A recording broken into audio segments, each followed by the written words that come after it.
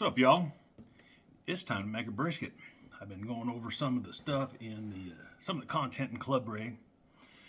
I've got Chateau Farms coming on delivery, but I've got people coming over tomorrow to help me finish the roof on my new gazebo. So I'm gonna have to cook them something. So I run to Walmart and bought a cheap, ugly brisket. But we're gonna make it pretty. Let me turn this camera down here and I'll let you see what I'm working with. And there we go. Oop, steady. Look at that nasty. You can probably hear my dog crying in the background. I got a little bit of blood clot in there. Processing nick, pretty bad right there. We'll just cut it off. Thin. Look how thin that is right there. I'm gonna get real aggressive. I'm gonna cut that off right around there. I used to hate to do this, but it's not gonna go to waste. I'll trim all of this spongy, I don't know what you call it. I call it spongy fat, this nasty stringy stuff. I'll trim all that off, throw it away. But that piece of meat there, this piece here everybody calls the flap. It's the cow's armpit right there. So I'll cut that off, we'll save it. The big old nick right here, we'll clean this up after we get the blood clotting off of the outside through the fat. We'll trim this up and make it nice and round. All of that is savable. You can grind and make killer burger out of it. I'll end up bagging it up and I'll save it for making sausage. I love to make sausage. This big old hunk of fat right here, the decal fat, we'll cut that wad out. I'll save some of it. I don't use a whole lot of beef fat for sausage making, but I can chop that up and put a cooling rack over an aluminum pan in the smoker, and I can let that render while this bad boy's cooking and have some delicious smoked beef tallow. I cook eggs in it, I can fry potatoes in it. It's awesome. This is some of the stuff that they cover in the Club Ray with the first run of brisket, and they are Ray's visiting with Chef Greg. So I'm going to shut this off and not bore you with watching me trim this. I'm sure y'all have seen a brisket trimmed 1,000 times, but cool little tip though, when you're trying to get in somewhere like here, put your hand in there, pick it up. It gives you the ability to slip that knife up under there because it's up and it's pronounced, and you get it up under there and get it clean. Very sharp knife, very cold brisket. Makes all of this a whole lot easier to trim. I'll come back when I get it cleaned up. And the magic of social media, that didn't take but just a second. As you're going to see, I got pretty aggressive with this. This is a 15.5 pound brisket. And it probably weighs about 9.5 pounds now. But it's not all for naught. I mean, it's not wasted materials. Let me get my hand in the way. So, alright. There's the fat. This is the fat that'll get rendered down, smoked, be delicious. There's the aggressively trimmed odds and ends, thin stuff. There's 2.7 pounds of meat actually, and that'll go into a batch of dandy sausage. And then 2 pounds of nasty, ugly, puffy, fat, bloodshot, processing stained. That just goes in the garbage. Let me move some stuff around here. You can see the brisket maybe. Here we go. Whoa! You okay? I didn't hurt you, did I? Alright. Oh, the struggles of trying to do this. We're going to do this all in one take. It's okay. We're going to make it. There's a brisket. Fairly flat. A little bit higher here. Not bad. I cheated. This is going to be a backyard brisket. It's not a competition brisket. So I did cut a big old wedge of that decal fat out. This stuff takes forever to render, and I don't want to do that. I'm going to kind of go more of a Chef Greg hot and fast style. We're going to run 300 degrees on her, not 225, and let her take 12, 13 hours. We're looking at 5 to 7 hours, depending on how this acts. But like I said, I got very aggressive on my trim. I want smoke, I want bark, I want seasoning tied down to that meat. I trimmed a good portion of that flat off, as you can see, but we've got nice, consistent, thickness. That's going to make great slices. Got my marker cut right there because, as you can see, the grain going this way, so I know I want to follow that and chase it on up to about here when we start getting into the point. Anyhow, I will get a few things cleaned up, get my hands washed, and we're going to get out some new seasoning that came from Ray's Club in my first box. And I think we're also going to use that salsa verde, and we're going to use it as a binder on here. And then we're going to put a blend of both seasonings that came in on here, and it's going to sit overnight, and we'll put it on tomorrow. But I'll be back in just a minute if I can find my little shutter off. All right, y'all. Mid-production, we're going to change plans just a little bit. We're going to give this the treatment. We're going to give it the full treatment. Share a little bit of what I learned when I was at Tech Academy from my coach, Philip Breeden at LC Barbecue. We're going to do an injection. I've got it all mixed up here. And I don't follow the directions on any injection. I do it to taste, and my thought is when I start mixing said product with water and get it stirred in and broke down and clouded out, and I taste it, I want it to be where it just needs a little bit more to taste perfect, because it's going inside the beef, and then we're going to be coating the outside of it with seasoning. So this is my own thing. This is just my tip, my suggestion. This is what I do, and so far I love it, and everybody that has tried it loves it.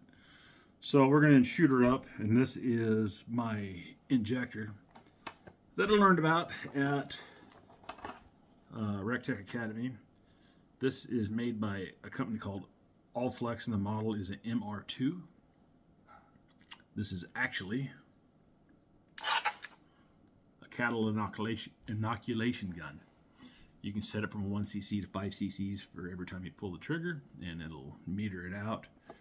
But it gives you the ability, you can just go down through here, and I can lay down a heavy pattern and just click, click, click. And I'm not wasting a whole lot of material or a whole lot of stuff. My needles, you can buy injection needles from some barbecue websites that will screw right on the end of these. And they have a semi-sharp bullet nose, and then they have holes on the sides.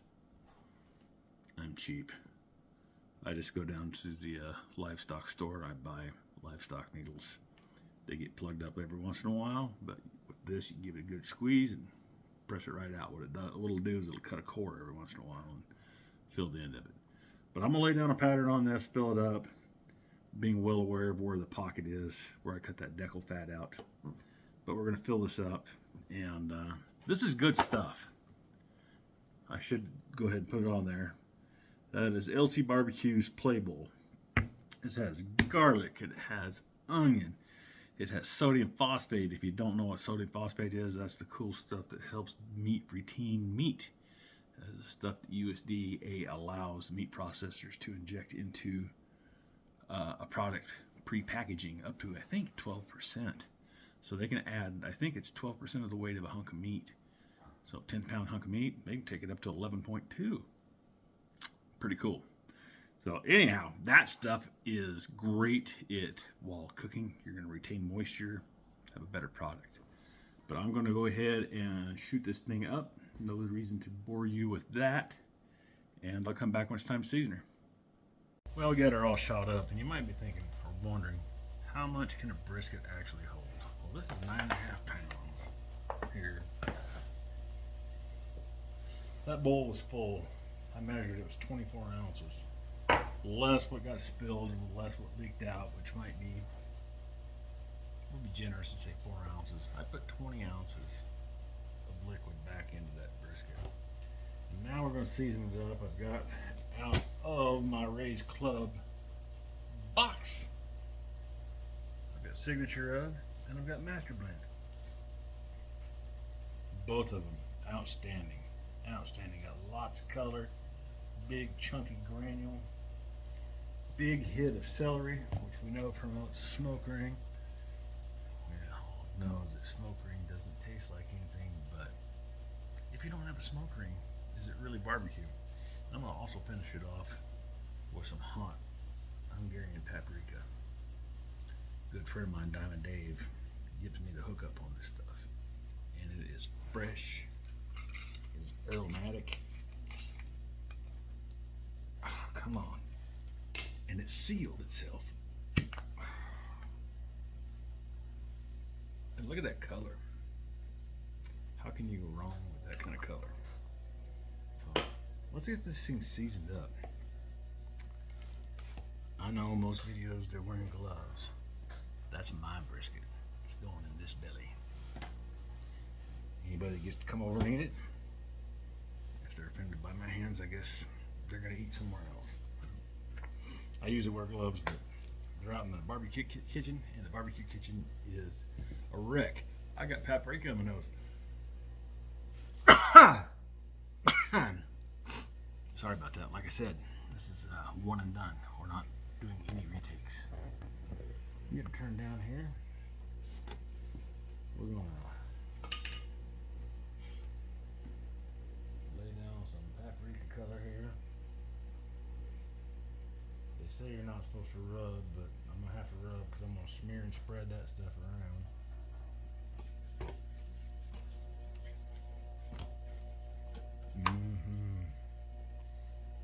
Wet hand, dry hand.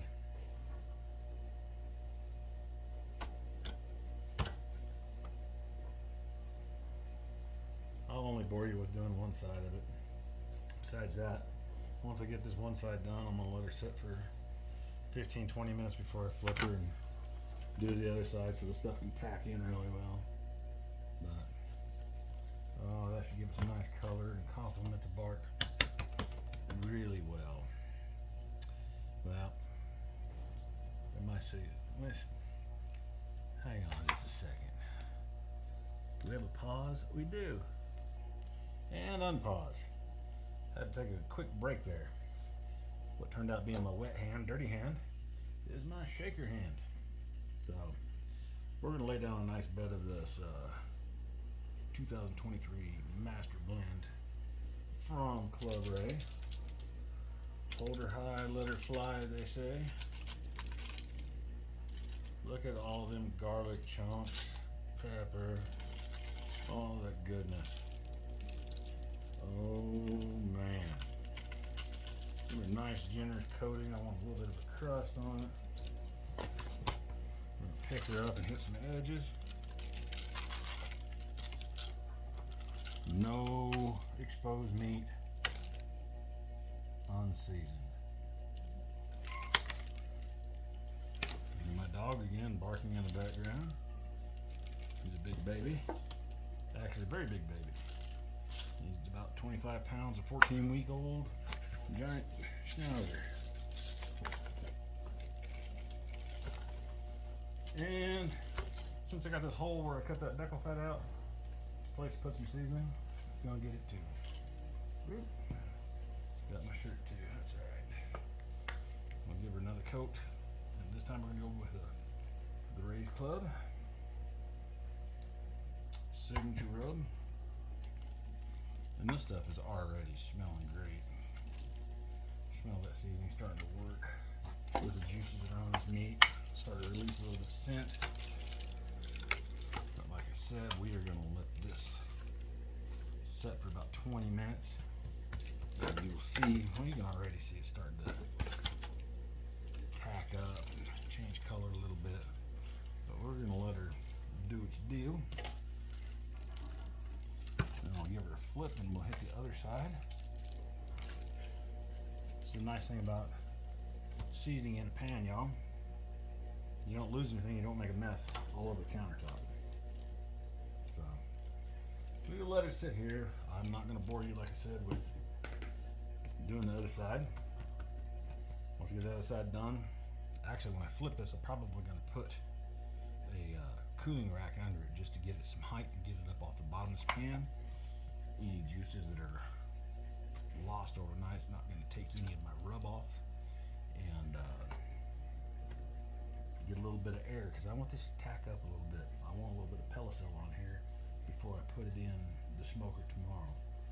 Pellicel will make your smoke stick just a bit better. So we'll come back tomorrow when it's time to put it in the smoker. Quick little side note: if you use livestock injection needles like I do, don't throw that away. You don't have to mess with, you don't have to touch it, you don't have to worry about anybody getting poked. Put that cap back on there and it's square, so you got a good handle. Twist it off, put it down, and where'd my camera go? There we go. Anyhow, get back out of here. Put the cap on it. That can be thrown away in your trash can. You don't have to worry about anybody getting poked by it. It may not be a big deal at your house, but if I reach down and smash the trash to get one more thing in it and got nailed by that thing, woo, I'd be pissed. All right, we are running 275 degrees on the RecTech RT 1070. Give her a little heavy spritz here. Look at that color. Man, been on for a few hours. We are up to about 150 degrees internal. I'm gonna let this go to 160, 170, and we will pull it and wrap it for a finish. Peek of it before I cover it up. Doing this by myself, shooting one-handed. It's a little rough sometimes, but man, oh man, my mouth is already watering. We're gonna cover this up tight and let her go until probe tender, let her rest for about an hour, and we'll be eating and enjoying. All right, we let this go to 207. I have already probed it, probe and tender. Took a little bit longer, maybe the quality of the cut, I don't know, but we'll get her out here. I'm gonna warn you, when you're pulling this foil back, watch the steam. It will get you. Look at that. Oh man. I'm gonna put this out on the table. I'm gonna let it breathe here for a minute, let this big burst of steam come out. Cover it back up, put it out on the table. Put a towel over it, let it rest for half hour minimum, shooting for an hour rest. And then we'll put it on the board and slice her up. Man, look at that. Chunky.